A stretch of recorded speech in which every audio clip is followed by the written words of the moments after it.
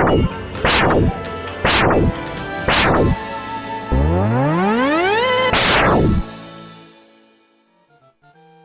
folks, this is RRPG here, and before I get on with this subject today, I would like to apologize to all of you who think I sound a bit funny at the moment. That's because I'm coming down with a cold, so that's why I don't sound like my normal voice. I mean, with the allergies coming about, sometimes they do transform into colds, but I won't go into any detail about that. So, again, I do apologize if I don't sound right, but I hope to be back in full health by the time when E3 comes around, because I would really like to, bring about my own 2 cents on a lot of these things, but in good and healthy condition. But anyway, enough talk about that. Let's talk about today's article. As we all know, Halo 5 Guardians was officially announced by 343 Industries last week, or, not too long ago. 343 Industries is the current company, or current branch within Microsoft that is handling the Halo franchise as of right now. And the head of 343 Industries, Frank O'Connor, has come out on NeoGAF to express his discontent about Halo 5 Guardians' earlier leaks, and claimed that they do not bring about enlightenment, but disillusion and disappointment to the public. And this is the official quote he had to say on NeoGAF on this matter. Breaking embargoes is not prophecy, nor does it require any particular skill or insight. Ultimately, he is taking or being given information and leaking it, illegally and often erroneously. And he isn't doing it for some noble or worthy reason. He's doing it for attention. People, including nice people with kids and families and stuff, work super hard on this stuff and wake up in the morning to find some of their effort blown up. It's not fun. And for what?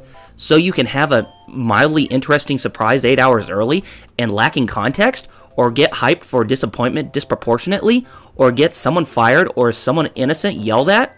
Okay, but it isn't prophecy, nor ultimately even important. It's annoying. So yeah, that's what he had to say about the subject matter, as why he was saddened by the leak, or earlier leaks, of Halo 5 Guardians early. And there have been some people who are meant to break embargoes like that when they get official press or get some information from developers or companies like that, and they actually want to display that information just for their own, own self-gain to be rewarded with attention, and for that matter. But anyway, let's talk about what I have to say about the subject. I've always said this, and I do believe everybody should be amongst this same matter as what I think. Leaks should be taken with a grain of salt, because whenever something's leaked early, they really shouldn't be, displayed as real or displayed as something that, everybody should keep their attention about, because leaks often tend to ruin the element of surprise. And I know that I really get very miffed whenever I see a leak that's online for something that I want to be surprised about. For games that I really like or for something else. But whenever something that comes up online that brings about leaks that could potentially be true in an upcoming event or something in the future, then I tend to be very disappointed. And I know a lot of people tend to be very disappointed because when they learn about them early, they're not going to be surprised at all when they try out the game or when they get themselves overhyped for something that either doesn't exist or does exist, and most of the time they won't even get that same enjoyment of what they were being surprised about. And I think Titanfall was probably the most recent example. I mean, I've been talking to people who played Titanfall on the Xbox One and Xbox 360. They say they really enjoyed playing it at first, but by the time when they beat the game, they haven't had any tendency to come back and play it again. And the same thing can be said with The Last of Us on the PS3, and that's coming to PS4. And I will say this, and I think I've already said this before, I do believe that The Last of Us is overrated. And I played the whole game from beginning to end, but I didn't see any incentive to actually come back and play it a second time, because there has to be a good balance where replay value is actually there for people to play the game all over again. And The Last of Us actually did not even achieve on that matter. So yeah, it's just with all these leaks that's going on within the gaming world, and especially on like NeoGAF, I'm really saddened that there are those who actually do believe that, some of them are actually credible or just completely ridiculous. And E3 leaks are pretty much the quintessential to ruin surprises. And since E3 is coming up pretty soon, I've been seeing leaks on both Microsoft, Sony, and Nintendo's end about what they're going to present at E3. Now, it's hard to say if those leaks are actually true or if they're actually just fake. But whenever I see something that's been leaked by them or leaked by anybody, I tend to not get very surprised in the end. And I rather be captured in the element of surprise, like with Nintendo back in 2010 with their E3 press conference. I didn't learn anything about Nintendo beforehand, and I was very surprised with what all I saw.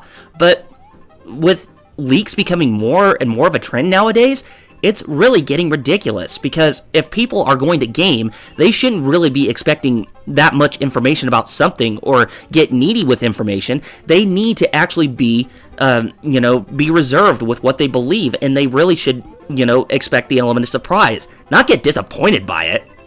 So, yeah, there is no benefit to it at all with the leaks going on online, and it does ruin big reveals, like I said. And, and going back to Nintendo, I believe Nintendo has done a really good job, in my opinion, preventing leaks from coming online with their own games, because they often tend to keep things under tight wraps with anything that they try to present. And I know some people get really ticked off that they don't show that much information to the public on a monthly or maybe a quarterly basis, but, I'm actually rather see what most of the stuff that that these developers actually worked on in the end, so that way I can actually be surprised and I actually can enjoy the games for what they are, not get hyped easily, and then when I start playing the game I actually just feel like the experience is fully ruined. I mean, there have been a few times like that where I felt that the experience was fully ruined, like I said with The Last of Us, but with Nintendo games, it's really hard matter. I mean, I have been let down by some of them, like Golden Sun Dark Dawn, for instance, but even though it was a good game, I just felt it was kind of playing in the same shoes as its predecessors on the Game Boy Advance, so, yeah. So, anyway, like I said, and this is my final thought, and let me end off the video on this high note.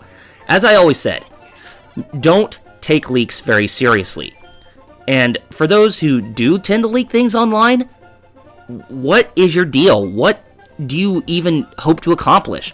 I'm not trying to defend Frank O'Connor, but, I actually do agree with where he's coming from, because leaks, I want everybody to be very surprised with what anybody has to show. But most of the time, they're actually going to be pretty disappointed if they learn something beforehand. Well, I know that I do the Rift Table Arcade, and we talk about the supposed leaks that are coming from E3, but that's a whole different matter, because they are subjects that we talk about with our own predictions and that kind of stuff. But it's just with many things that they try to leak out early, it's like, what are you trying to accomplish here?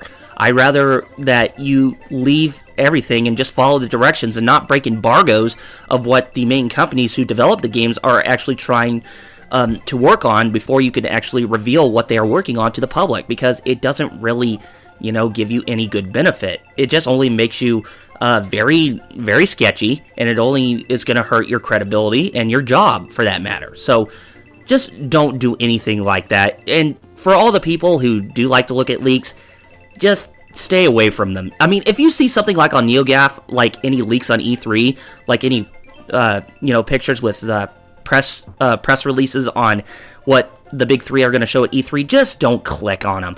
Just wait till E3 and everything should come to your surprise. Trust me, it's going to be amongst your benefit if you actually do that. So anyway, yeah, that's all I have to say on the matter. So I want to know what you guys think. Do you guys believe that leaks are very beneficial to internet and to gaming nowadays? Or do you believe that leaks actually tend to ruin the element of surprise? Be sure to rate this video, as well as leaving your positive and negative feedback down in the comments. And be sure to hit that subscribe button below the video, because more support coming from you guys mean that more content will be coming from me in the future that you won't find anywhere else. Anyway, this is RRPG signing off, and I sign off to you all by saying Godspeed and game on, gamers. Have a good one.